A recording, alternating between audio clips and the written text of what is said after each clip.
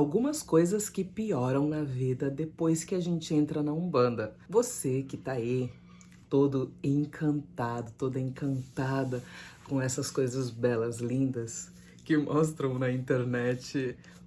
Pois é, mesmo assim, ainda existem algumas coisas que não são tão boas que acontecem depois que você entra na Umbanda. E é claro, vai ter uma perspectiva, eu vou trazer uma explicação dos porquês e mostrar também por que isso acontece, mas nós, como encarnados aqui, ficamos com essa sensação de perda quando a gente tá passando por todo esse processo.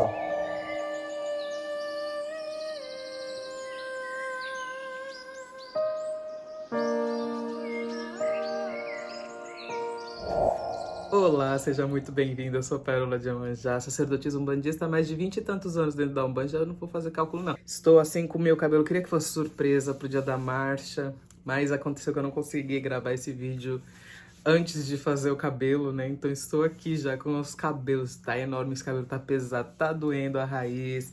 As meninas que faz sabem com o que é. Tô sofrendo. Primeira noite que eu consegui dormir de verdade com o cabelo desse jeito.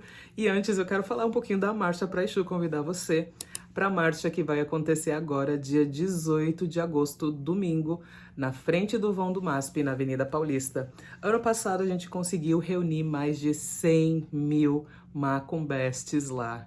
E esse ano eu conto com a sua presença para que você possa também fazer parte dessa grande festa maravilhosa que é a Marcha pra Exu. A Marcha pra Exu é um evento idealizado pelo Jonathan Pires, um dos donos das maiores páginas do Facebook de Umbanda, Candomblé, de religião, que é a Maria Padilha. E ele faz um trabalho incrível. A marcha ela não é só um evento, não é só uma festa, é uma ação social. Na marcha, a gente arrecada toneladas de alimentos e esses alimentos, por sua vez, são direcionados às famílias carentes e necessitadas.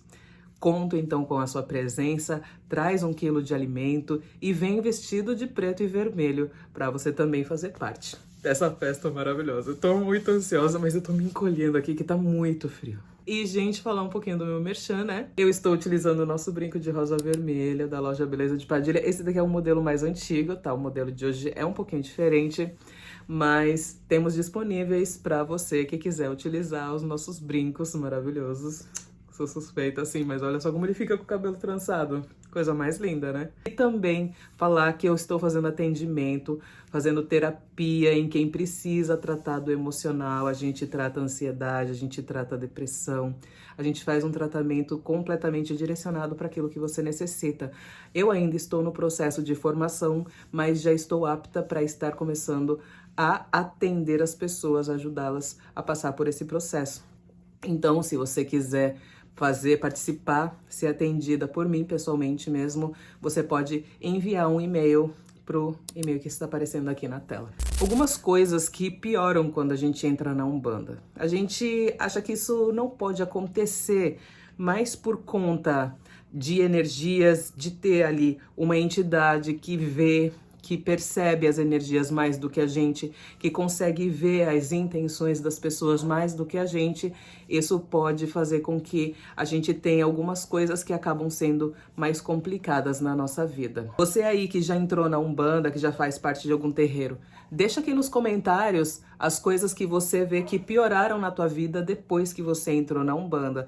Porque isso, quem sabe, pode se tornar um conteúdo para um próximo vídeo desse mesmo tema, e assim a gente pode trazer essas informações para mais pessoas que são simpatizantes e que gostariam de adentrar nessa fé. A primeira coisa que eu queria dizer é que, assim, hoje aparenta como se eu não tivesse amigos.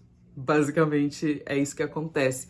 Eu sei que é normal da vida das pessoas, as pessoas se afastarem, as pessoas irem embora, é normal. Mas antes de ser da Umbanda, o que eu via muito acontecendo? A pessoa vinha, fazia parte da minha vida e se afastava, que era o normal. Hoje as pessoas nem vêm.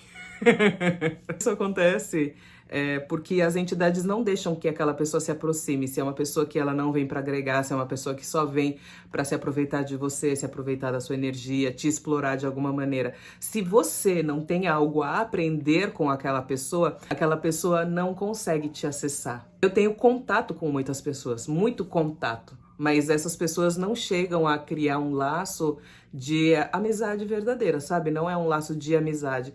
Eu tenho, assim, um laço que eu vejo muito com os filhos de santo, um laço que eu acho que é muito bonito. Eu já consigo descrever esse laço, descrever esse sentimento, descrever esse amor que eu tenho por eles, mas só que o laço, sabe, de amizade, aquela coisa assim de algo mais verdadeiro, onde você pode falar todos os seus defeitos que aquela pessoa não vai se surpreender, isso não acontece mais. Hoje em dia eu tenho o quê? Duas pessoas. Duas pessoas que são assim, que não são assim do meu sangue, sabe? Que não são da minha família e tal, com quem eu posso de fato me abrir e falar tudo que eu penso sem ter um julgamento. Desde quando eu entrei pra Umbanda, parou de ter essas amizades repentinas, né? Aquelas pessoas que se aproximam e tal, e eu comecei a perceber que de fato antes disso, eu era muito mais vítima, eu tinha muito mais problemas com pessoas, né? Pessoas que inventavam. Eu não sei se eu comentei aqui, né, que teve uma pessoa da internet, depois que eu já gravava vídeos, mas ainda não tinha muita gente que me acompanhava, ela se aproximou e tal, e falou assim que queria fazer conteúdo junto comigo. E quando eu aceitei, ela começou a ficar em casa, e eu me dava super bem com ela, conversava de tudo, assim, e eu amava, assim, a conversar com ela, assim, era uma coisa que eu me sentia muito bem de estar conversando com ela. E quando eu fui ver, essa pessoa tava inventando por aí de que a gente tava ficando, sabe? De que a gente estava junto, que não era uma amizade, que era uma amizade colorida. Tava, e, sabe, inventando um monte de coisa que não era verdade. E eu acho que essa pessoa, ela foi meio que um marco pra mim, que a minha espiritualidade deixou ela chegar, porque eu já tava dentro da Umbanda, porque eu já tinha que tirar de mim a concepção que eu tinha de que umbandistas são bons. E eles não vão fazer as coisas erradas porque eles sabem que os guias estão vendo, porque eles sabem que os guias estão acompanhando, sabe? Então ela serviu muito, essa pessoa, né? Quase falou, é ela. Então já tá falado. Essa pessoa, ela já serviu para me mostrar que existe também muita podridão dentro de qualquer meio. Eu acabei com isso adquirindo uma certa força. Os gatos estão tentando arrombar aqui a porta. Eu acabei adquirindo uma certa força, uma certa maturidade para compreender que eu não poderia abrir as portas da minha casa para qualquer pessoa que se achegasse. Em contrapartida, tiveram outras pessoas que a gente gravou junto, que a gente criou conteúdo e que foi tudo tranquilo, foi tudo top, tudo bem. Mas teve outras pessoas que não, que foi bem complicado. Tentaram destruir meu casamento, tentaram me difamar na internet. Nossa, é cada coisa que aconteceu, gente. Olha, coisas que eu acho que não dá nem pra eu falar aqui, porque eu senão ia até perder a qualificação da monetização o vídeo. São coisas pesadas. Enfim, hoje então não chegam essas pessoas mais íntimas, por assim dizer, cúmplices também, porque as entidades não deixam essas pessoas se achegarem. E aí a gente acaba, se você não tem o seu mental estruturado, você pode começar a se sentir sozinho, você pode começar a se sentir abandonado.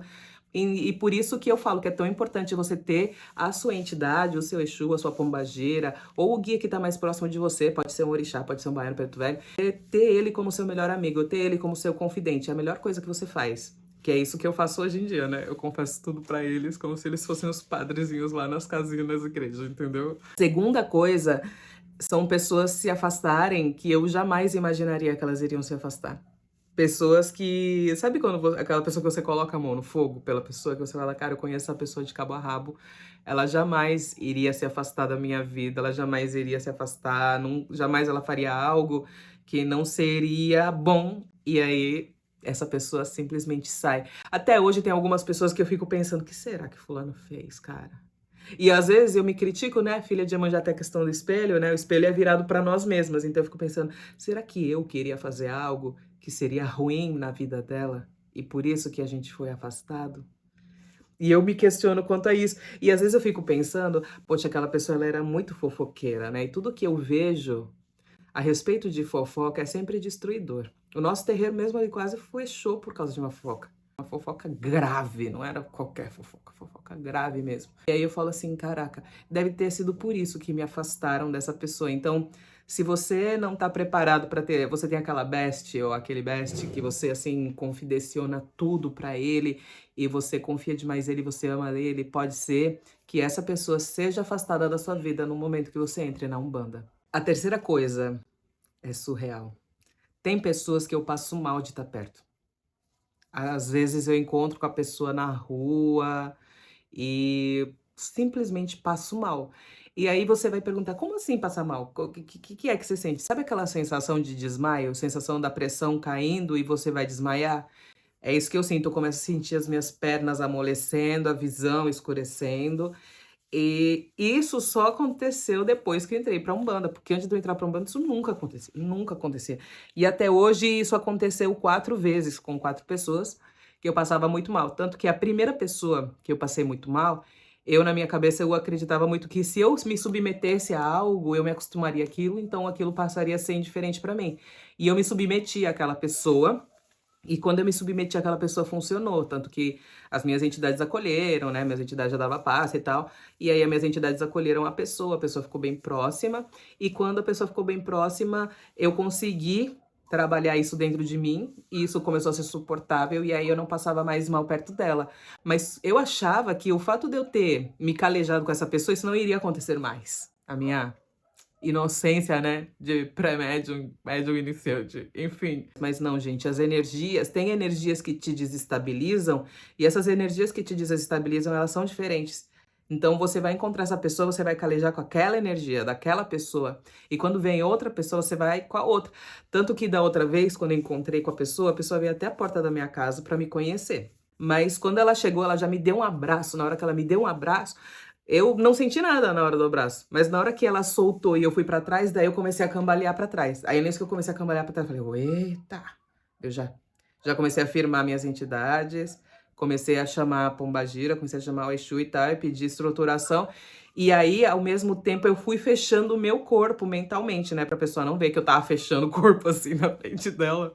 Sim, eu fecho o corpo às vezes porque é necessário. Inclusive tem conteúdos aqui, mas se vocês quiserem que eu grave novamente a respeito de fechamento de corpo, pode me avisar. Acho que eu gravei ano passado, inclusive. Eu fui fechando o meu corpo mentalmente pra eu parar de receber aquela energia, porque eu ia desmaiar, gente. Eu ia desmaiar. E daí você pensa, nossa, você começa a desmaiar porque você é médium. E isso aconteceu comigo. Não é uma regra, mas isso pode vir a acontecer se você também for um pouco sensível aí às energias. E o pior é que, geralmente, essas pessoas que fazem você passar muito mal, mas assim, muito, muito mal, são pessoas que te amam muito. Elas amam, elas gostam muito de você, elas se sentem muito bem perto de você. Você se identifica, né, amiga? Porque você vê que elas estão o tempo inteiro querendo conversar contigo, você vê que elas estão o tempo inteiro te solicitando, te requisitando, e você às vezes fica tentando desviar, tentando fugir, mas a pessoa fica vindo atrás de você, ela te ama e você tá ali tentando fugir dela, não porque você não gosta dela, mas porque você passa mal, literalmente. Outra coisa que eu já não sei se é a quarta, eu acho que é a quarta, ter lugares que você não pode ir. No começo do desenvolvimento, tinham lugares que eu passava mal. Eu passava mal em supermercado, cara. Supermercado eu acabava passando mal, me sentindo mal. Era essa mesma sensação de desmaio, de fraqueza, de perder força, como se eu não tivesse mais bem, assim, se eu tiver... É estranho, é bem estranho, sim. Hoje em dia isso não acontece mais, já me calejei nesses ambientes, então melhorou. Isso vai acontecer provavelmente com algumas pessoas que também entrarem pra Umbanda. E é normal. Tem pessoas que passam mal a vida inteira no cemitério. Por exemplo, meu marido, ele não pode entrar no cemitério, porque ele passa mal. Mas eu de boa. Pra mim, o cemitério parece um parque de diversões, entendeu? Que eu vou lá e tal. Aí eu curto o cemitério, eu amo o cemitério. É uma paz, gente, no cemitério, é o silêncio. Ninguém falando, olha que sonho, que paraíso. Às vezes, quando eu vou no mar, você sabe que o mar é um cemitério, né? Quando eu vou no mar, eu gosto de ir lá no fundão, porque lá é silêncio. Não vai ter ninguém, só escuto o chuá-chuá das ondas. E aí eu fico lá na paz, good vibes. E é por isso que eu gosto muito de cemitério. Então vão ter lugares que você vai passar mal. Tem pessoas que dizem que eles passam muito mal em festa, rave, né? Acho que esse é o nome. Pancadão em baile, né? Nesses lugares eu nunca fui, pra ser bem sério, eu nunca fui. Mas, por exemplo, eu até os dias de hoje eu vou em bares mesmo, e eu não passo mal, não. Tudo bem que aqui em Itanhaém, os bares aqui eu acho que eles são bem lights, né? Eles são bem lights, bem leves e de boas, good vibes. Aí eu nunca passo mal, não. Mas também nunca fui nesses bailes aí mais pesado, né? Pra saber. Eu acho que eu passaria mal nesses bailes mais pesadão.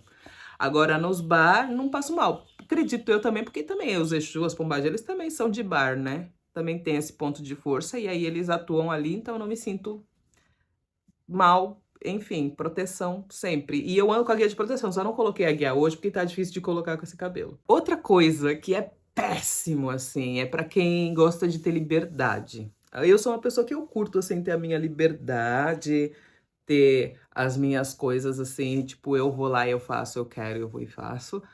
E tem lugares que não é bem assim. Isso nunca aconteceu comigo, graças a Deus, mas já soube de lugares, por exemplo, de terreiros, que as médiuns, por exemplo, elas têm que pedir autorização para a entidade do pai da casa se pode cortar o cabelo. Isso aqui que eu fiz no cabelo, eles teriam que ir pedir autorização. Eu teria que pedir autorização para ir fazer meu cabelo. Se ele não autorizasse, eu não poderia fazer meu cabelo. Também teria que pedir para cortar o cabelo. Tatuagem? Nem pensar. Você tem que pedir autorização para o guia-chefe da casa para poder fazer uma tatuagem. E ainda digo mais, tem lugares onde você tem que pedir autorização para viajar. Para, por exemplo, tem cidades que você não pode ir. Por exemplo, no candomblé, quando tem o preceito, o candomblé não é umbanda, mas eu me recordei porque parece o assunto. Candomblé, durante um ano depois que você é feito, você não pode ir na praia, você não pode ir na cachoeira, acho também, não tenho certeza. Me corrija se eu estiver errada, mas você não pode ir na praia. Daí, depois de um tempo, você tem que perguntar pro seu pai de santo se você pode ir. E tem uma coisa que a gente, assim, a gente não proíbe, mas a gente quase proibiu já na nossa casa, das pessoas visitarem outros terreiros. É por causa dos médiums? Não. É mais por causa dos sacerdotes mesmo. Infelizmente. Porque já aconteceram casos onde filhas nossas, menores de idade, foram visitar outras casas, porque a gente nunca teve essa proibição. A gente fala assim, eu posso visitar outras casas, se as pessoas... A gente tem uma reunião antes de entrar no terreiro, e aí nessa reunião a gente fala, você é livre para ir visitar qualquer terreiro que você quiser, você pode ir onde você quiser, a gente não proíbe não. Gente, daí depois a filha foi contar que foi na casa. Gente, aquilo ali foi praticamente um abu espaço zo. Foi. E muitas vezes aquela pessoa, ela é tão guiada pela fé, ela tem uma fé tão grande que ela jamais vai imaginar que o guia vai submeter ela a uma situação constrangedora, a uma situação vexatória. E às vezes, então, hoje em dia, se aquela pessoa ela é muito, entre aspas, entregue à espiritualidade, a gente fica com receio. Porque ela vai lá e a entidade vai pedir para sentar no colo dela, ela vai confiar que é a entidade. E não é a entidade, gente, que faz isso. É o médium, sem vergonha mesmo, que faz isso. E aí, nessa situação, a gente quase que teve esse ímpeto de proibir. Hoje em dia, a gente conta, né, a situação que aconteceu, para que as pessoas compreendam de que, aquilo que eu falei, né, no primeiro, né, os umbandistas não são puros, não são santos. Muitas vezes você vai encontrar pessoas que se fingem ser da Umbanda para poderem tirar proveitos de qualquer natureza, natureza física, natureza material, natureza energética também.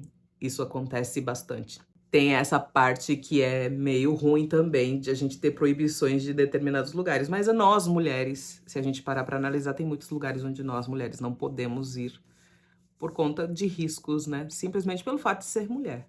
Então é mais do mesmo, né, na nossa vida. Uma outra coisa que eu acho que, assim, é péssima, mas eu acho que ela é muito particular, é que muitas vezes as entidades falam, não faça isso, não faça tal coisa. E aí você fala assim, nossa, mas o que poderia dar de errado? Por que será que eu não devo fazer isso? Não tem a possibilidade de dar errado. E aí, então, você vai lá, faz e dá uma merreca tão grande, mas tão grande, que você se arrepende de estar encarnada.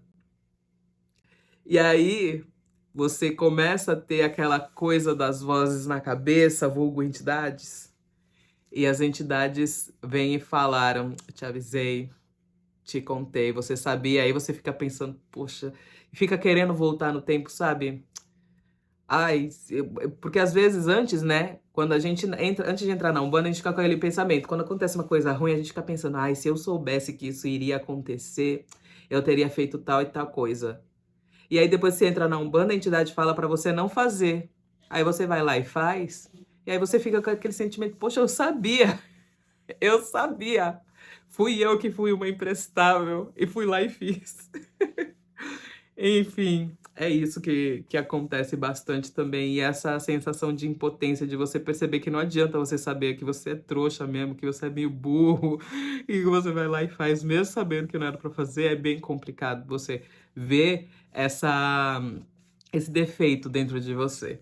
Mas enfim, essas são as coisas que eu queria destacar aqui, que foram assim, pioraram na minha vida e na vida de pessoas que eu conheço depois de entrar pra Umbanda. Se você conhece, se você tem alguma coisa que você queria destacar, não esquece de deixar aqui embaixo nos comentários. Não esquece de deixar o like, de compartilhar esse vídeo. Compartilha esse vídeo pra me ajudar, gente.